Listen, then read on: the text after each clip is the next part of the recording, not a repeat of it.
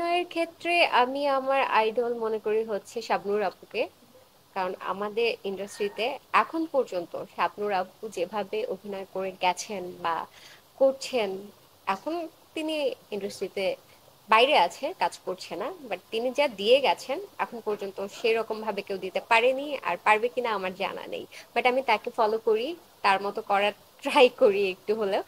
আর দ্বিতীয়ত হচ্ছে আহ আহ, নাটকের হচ্ছে Suborna Mustafa ma'am. After 5 years আমি আমাকে আকাশের তারা বলতে পারেন। একজন সুপারস্টার না হতে পারি, স্টার হিসেবে দেখতে চাই আর কি। সুপারটা নয়, একটু আলাদা করে রাখি, বাট স্টার হিসেবে দেখতে চাই। এটা আমি দেখার কাম্য করতেই পারি, কারণ আমি অনেকটা স্ট্রাগল করে এই পর্যন্ত এসেছি, আর এখনো করছি। সেটা ছোট কাজ হোক, বড় পর্দা হোক, করছি আর কি। তো নিজেকে এতটুকু আমি করতেই পারি যে আমার এই চাওয়াটা থাকতেই পারে। ব্যক্তিগত জীবনে, হ্যাঁ, লাইফ পার্টনার তো একটা সময় সবারই প্রয়োজন হয়। তো সেই ক্ষেত্রে আমি পছন্দ করব হচ্ছে এমন একজনকে যে কিনা কখনো আমাকে মিথ্যে বলবে না, বরং আমাকে অনেক বেশি কেয়ার করবে, ভালোবাসবে।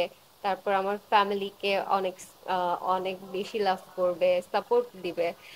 শুধু যে সেই করবে এমনটা নয়, অবশ্যই আমার দিক থেকে তার পরিবারের জন্য এবং তার জন্য অনেক ভালোবাসা থাকবে, পুরোটাই থাকবে।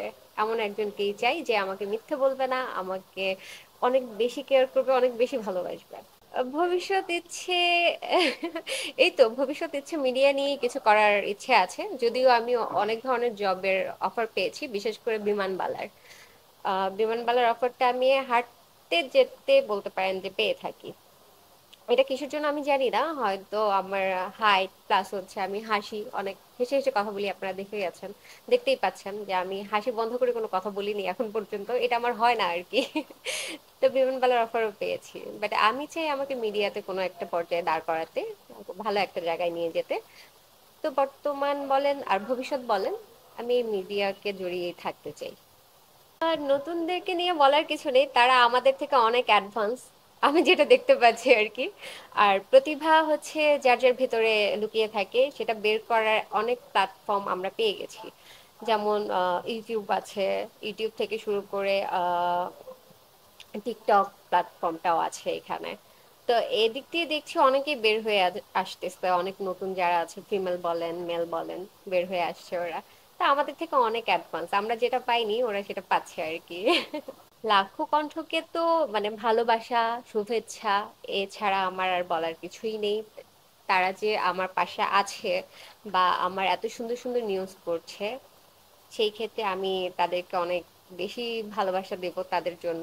লাখো কণ্ঠের কণ্ঠের ভেতরে যারা আছে, ভেতরের মানুষগুলোকে আমার পক্ষ থেকে, আমার অন্তরের অন্তরস্থল থেকে অনেক বেশি ভালোবাসা এবং শুভেচ্ছা রইল।